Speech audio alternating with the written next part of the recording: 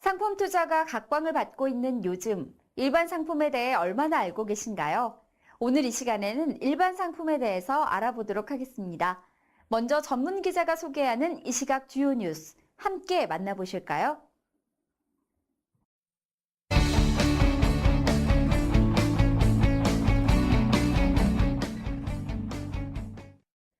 전 세계적으로 단행된 사상 유례없는 무제한 양적 완화가 큰 효과를 보지 못할 것이라는 우려가 현실화되면서 다시 골드러시 열풍이 강하게 휘몰아치고 있습니다.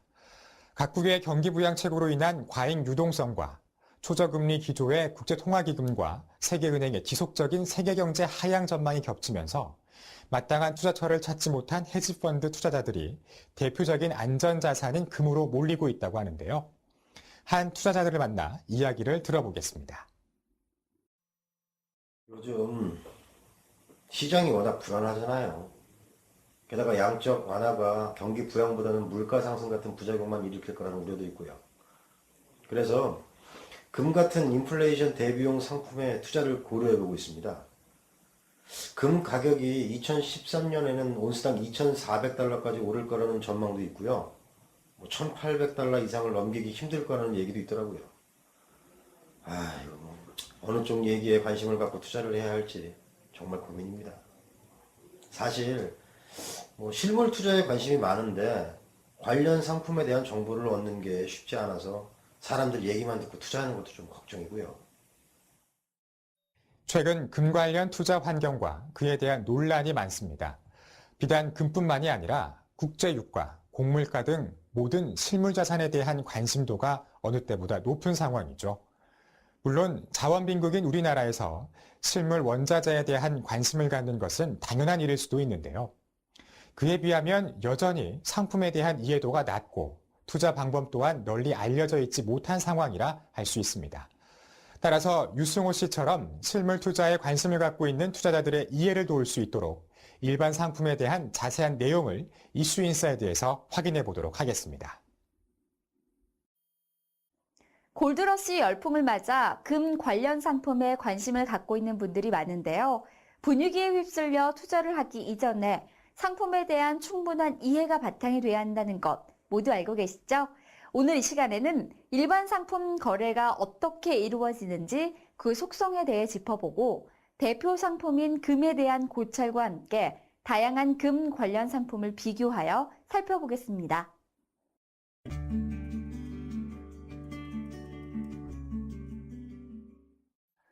투자자 입장에서 실물 거래는 품질 문제, 보관 비용, 세제 문제, 안전 문제 등 그런 재반 문제점이 너무나 많아 실물 투자로는 맞지가 않습니다. 따라서 상품 투자의 경우 금융화 상품화 시켜 투자하는 것이 일반적인데요.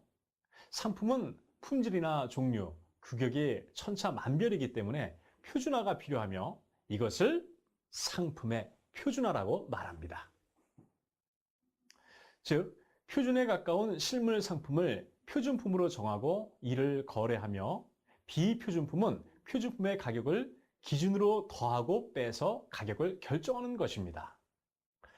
이런 상품의 표준화는 각국의 정부기관이나 공인된 기관 또는 선물거래소에서 만드는데 선진국의 경우 대부분 선물거래소에서 거래도 되고 가격도 공표되고 있습니다.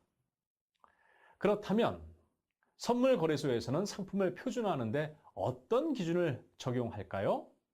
첫째, 거래 규모가 커야 하고요. 둘째, 가격 변동이 커야 하며 셋째, 정형화되기 쉬운 것이라야 하겠습니다. 그리고 마지막으로 저장 기술이 발달했지만 원료의 성질이 잘 변하지 않는 것이어야 합니다. 표준화된 상품의 품질이 변하면 안 되겠죠? 대표적인 예가 바로 철입니다. 철은 쉽게 부식되어 녹슬기 때문에 표준화시켜 거래시키기가 적당하지 않을 수 있습니다. 자, 이어서 실물거래 기준 가격에 대해서 예를 들어서 살펴보겠습니다. 아마 신문이나 방송 매체에서 다음과 같은 표현을 많이 접해보셨을 텐데요. 여기서 뉴욕 상업거래소는 미국의 대표적인 선물거래소이고 WTI는 대표적인 유전이며 12월 인도부는 인수도되는 시점을 기준으로 한 상품을 뜻합니다. 즉, 국제원유 기준가는 유전과 품질에 따라 모두 다르지만 뉴욕 상업거래소가 WTI를 국제원유의 표준 원유 상품으로 정해서 거래시키고 있으며 기타 유전의 원유는 이 표준품의 기준에 따라 프리미엄 또는 디스카운트로 거래되고 있는 것입니다. 그리고 항상 인도월이 붙게 되는데 이는 원유 실물 가격이 얼마인지 묻는 것보다는 뉴욕 상업거래소 WTI 1월분 가격이 얼마인지 또는 대륙간 거래소 북해산 2월분 가격이 얼마인지 물어야 정확한 대답을 기대할 수 있다는 것입니다. 예를 하나 더 들어보겠습니다. 돼지고기의 수입 경로를 살펴보면 다음의 경로를 거치게 되는데요. 미국 축산 농가 가격을 알아볼 경우 산지 가격이 각각 다르고 기준가가 없다면 축산 농가에서 부르는 게 값이 될 수 있습니다. 하지만 간단하게 시카고 상업거래소, 즉 CME 선물 돼지고기 12월 인도분 가격에 프리미엄이 얼마인지 묻는다면 바로 답을 얻을 수 있겠죠. 실제 대규모로 거래하는 무역상들은 선적도 기준으로 얼마인지, 인천 도착도는 얼마인지를 물어 가격을 내고합니다. 즉, CME 12월 인도 선물 가격에 선적도 수송비와 도착도 수송비 등을 합산해 세부적으로 가격을 내고하는 것입니다. 자, 이어서 상품거래, 금융거래화에 대해 이야기를 해보겠습니다. 최근 채권, 주식 외에 상품 투자도 많이 이루어지고 있는데요. 상품 관련 펀드나 ETF 등 다양한 상품이 나와 있으며 이러한 상품 투자의 기준가는 통상 선물거래소의 최근 인도 월물의 상품 가격을 바탕으로 합니다. 실물 거래를 하지 않는 일반 투자자는 일단 프리미엄 디스카운트를 알 필요 없이 표준품에 투자를 하게 되고 이러한 투자 손익은 모두 선물거래소의 표준품 가격을 기준으로 한다는 것이죠. 그리고 이러한 대부분 투자 상품들의 특성은 실물이 오고 가지 않고 돈만 오고 간다는 측면에서 모두 금융거래 또는 페이퍼 거래라고 합니다. 투자자 입장에서 굳이 재반 비용을 들여가며 실물을 인수도 할 필요가 없는 것으로 다시 말해 종이 거래인 것입니다. 이러한 상품의 금융거래는 전 세계적으로 매우 활발하게 이루어지고 있는데요. 국제적으로 거래가 활발한 상품의 종류를 살펴보면 다음과 같이 에너지, 귀금속, 산업재 금속, 농축 임산물 등으로 분류할 수 있습니다. 자원 빈국인 우리나라 한국거래소에서도 상품 관련 선물 등이 거래되고 있으며 그 밖에 다양한 노력들이 이루어지고 있습니다. 이미 휘발유 및 경유, 실물 거래가 거래되고 있고 금 선물, 미니 금 선물, 돈육 선물이 상장되어 거래되고 있습니다.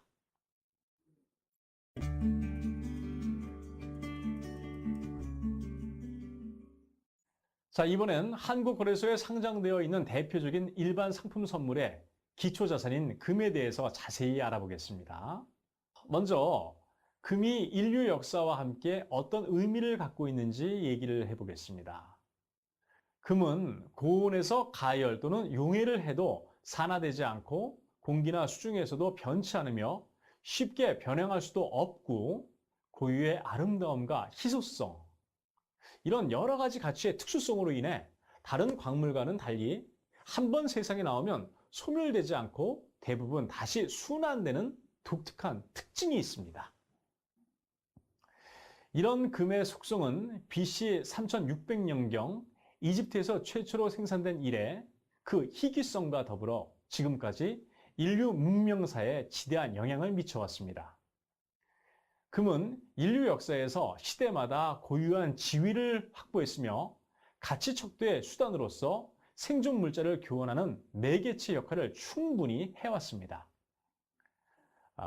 금은 부의 상징물이자 축적 수단으로서 원자재인 상품으로서 통화로서 다양한 기능을 수행하며 인류 문화와 민족의 굴기, 국가의 존망 속에 깊숙이 자리하고 있습니다. 이는 금이 은과 더불어 인류 역사상 근본적인 가치를 유지한 거의 유일한 유형 자산으로 꼽히기 때문인데요.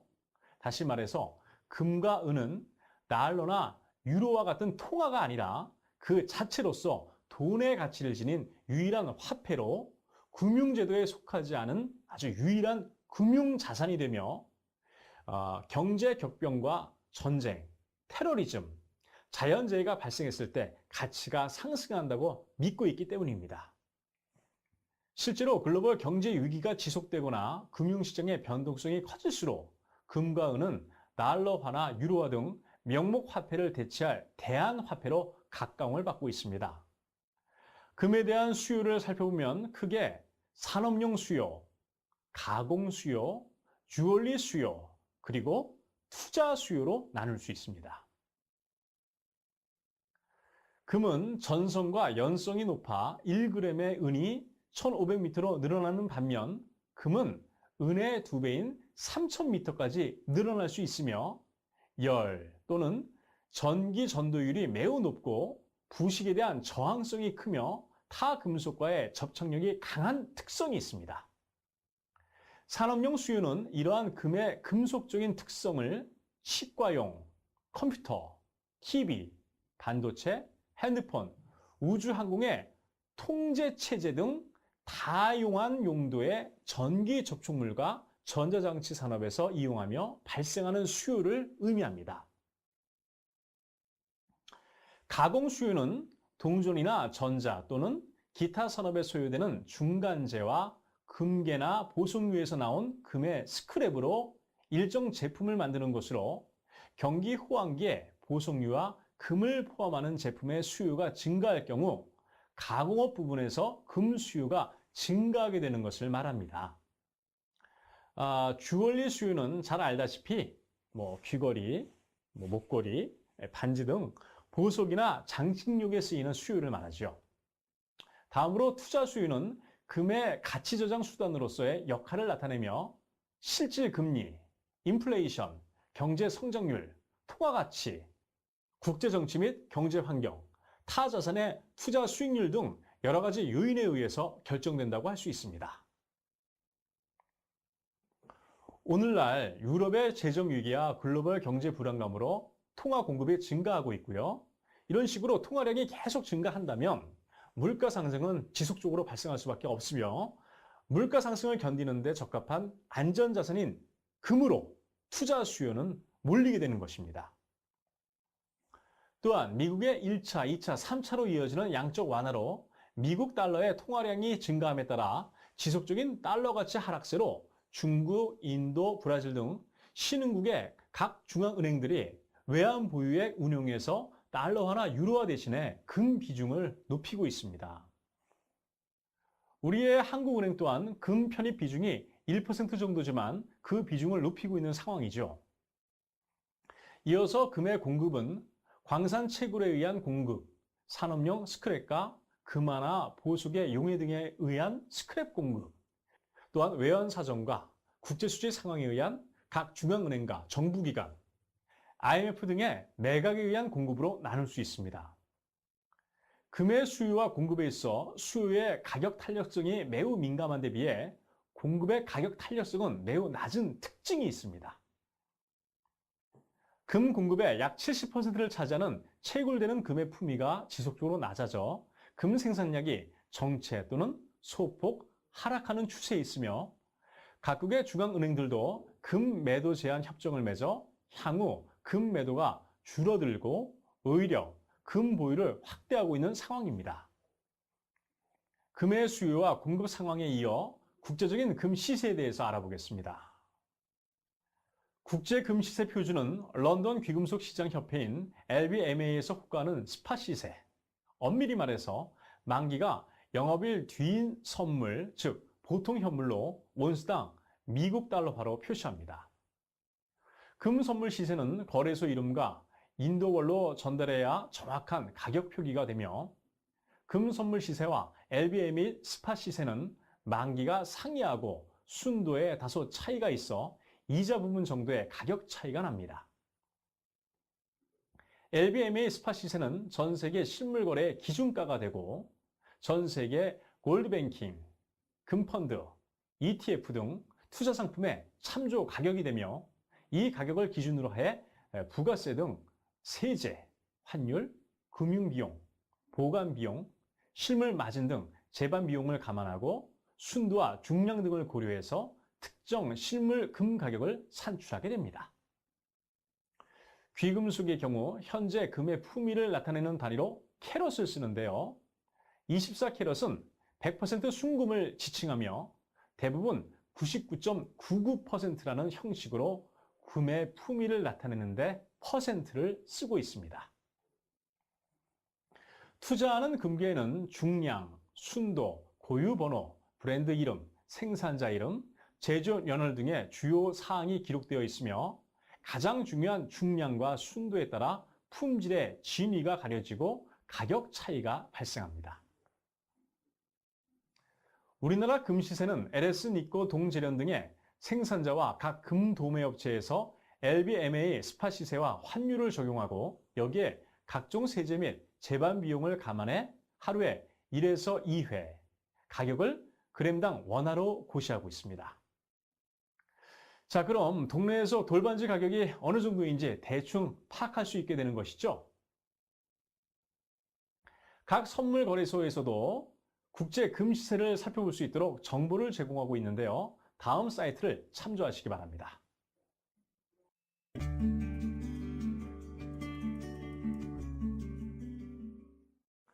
이번엔 여러분이 궁금해하실 다양한 금 관련 상품을 비교해서 살펴보겠습니다.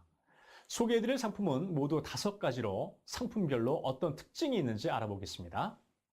가장 고전적이고 장기적인 투자 형태인 실물 금괴 투자는 골드바로 구매하거나 또는 주얼리용으로 구입해서 착용하거나 보관하다가 적절한 시기에 증여 또는 판매해서 현금을 확보하는 방법으로 실물을 직접 구입하기 때문에 특별한 의미 부여를 할 수 있습니다.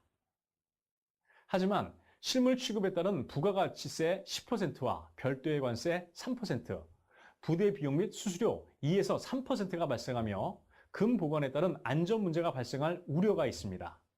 이어서 금 통장과 골드뱅킹을 이용하는 방법입니다. 금 통장은 현금이 아닌 금의 무게가 기록되는 상품이고 골드뱅킹은 현금을 입금해서 시세에 해당하는 만큼의 금을 매수하여 금 가격이 오르더라도 통장에 찍힌 금의 양은 달라지지 않기 때문에 금 가격이 상승하면 그만큼 이익이 되는 구조의 상품입니다. 따라서 보관상에 어려움이 없다는 것이 최대 장점이고요. 반면에 금 매매에 따른 수수료와 같은 비용이 2% 정도 발생하는데 이는 해당 은행에서 정해놓은 시세에 따라 플러스 알파인 비용이 더 들어간다고 보면 되겠습니다. 그리고 수익 발생 시 대략 15.4%의 금융소득세도 부담해야 되고요. 실물로 수령할 경우 실물 투자와 마찬가지로 10%의 부가가치세 및 실물 취급 비용 등을 부담해야 합니다. 금펀드의 투자 대상은 2가지입니다. 하나는 금지수에 연동되는 펀드와 다른 하나는 금 관련 기업에 투자하는 펀드로 금 또는 금광 관련 기업에 투자하는 경우 주식과 경기 동향에 따라 금 가격과 별개로 움직일 수 있기 때문에 주의를 해야 합니다. 가입은 증권선물사에서 상담 후 이루어지고요. 이 역시 시세에 따라 가격이 변동되기 때문에 손실이 나거나 수익이 날 수 있으며 또한 세금이 부과됩니다. 금 ETF는 일정한 실물 자산을 바탕으로 발행된 주식을 거래하는 상품입니다. 즉, 자산의 가격 움직임과 수익률이 연동되도록 운용하는 인덱스 펀드로 거래소에서 상장되어 주식처럼 거래되는 상품을 말합니다. 따라서 개별 주식처럼 편리한 매매를 할 수 있고 일주 단위로 거래가 가능합니다. 또한 HTS로 직접 거래를 하며 세금 부분에서는 부담이 적은 장점이 있습니다. 현재 한국거래소에는 미국과 영국 증시에 상장된 4개 금 ETF에 투자하는 재간접 펀드나 뉴욕 상업거래소 금 선물을 기초자산으로 하는 ETF만 상장되어 있고 실물을 기초로 하는 금 ETF는 아직 없습니다. 마지막으로 금 선물은 선물거래소에 표준화된 금을 거래하는 방법입니다. 선물 거래의 경우 가격의 상승과 하락에 대해 양면적으로 이익을 추구할 수 있기 때문에 다른 상품의 대체제인 동시에 보완제로서의 성격을 갖고 있는 것이 특징입니다. 즉, 금 선물 대신 골드뱅킹이나 ETF에 투자하는 것은 대체제로서 작용을 하지만 투자 시 거래의 기준이나 참조 가격은 선물로 할 것이며 이미 투자되어 있는 실물 자산이나 골드뱅킹, ETF 투자 자산에 대한 가격 하락 위험 시 위험 관리는 선물 거래를 통해 하는 측면에서 보완 관계가 됩니다. 금 선물 거래에 대한 보다 자세한 내용은 다음 차시에서 다시 설명을 하도록 하겠습니다. 다음은 지금까지 살펴본 국내의 주요 금 관련 상품을 비교한 표인데요. 골드뱅킹은 기업은행의 원클래스 금 적립 예금을, 금펀드는 한국투자신탁 골드 특별자산펀드를 기준으로 하고 있습니다.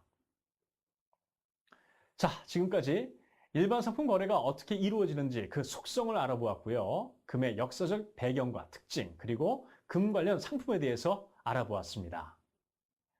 금 관련 상품에 관심을 갖고 있는 분들은 각 상품을 비교 분석해 알맞은 상품을 선택하시기 바랍니다.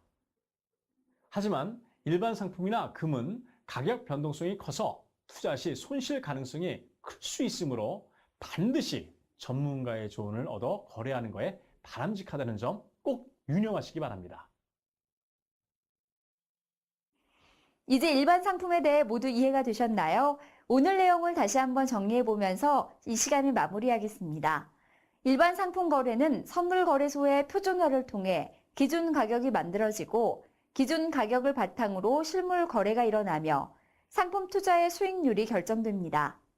또한 상품 투자 거래는 대부분 실물 투자보다는 금융거래 형태로 일어납니다. 금은 변하지 않는 속성으로 인간이 갖고 싶은 투자 대상이며 수요의 가격 탄력성이 매우 높은 데 비해 공급의 가격 탄력성은 매우 낮은 상품입니다. 국제금시세는 LBMA 스팟 시세를 표준으로 하며 각 선물거래소의 홈페이지에서도 확인이 가능합니다. 다양한 금 관련 상품의 비교 분석을 통하여 상품을 선택할 수 있으며 그중 선물 상품은 다른 상품의 대체제이면서 보완제 역할을 할 수 있습니다. 그러나 금은 가격 변동성이 커서 투자 시 손실 가능성이 클 수 있으므로 반드시 전문가의 조언을 얻어 거래하는 것이 바람직하다는 점 꼭 유념하십시오. 지금까지 일반 상품에 대해 알아봤고요. 다음 시간에는 일반 상품 선물에 관한 내용을 준비하여 찾아뵙겠습니다.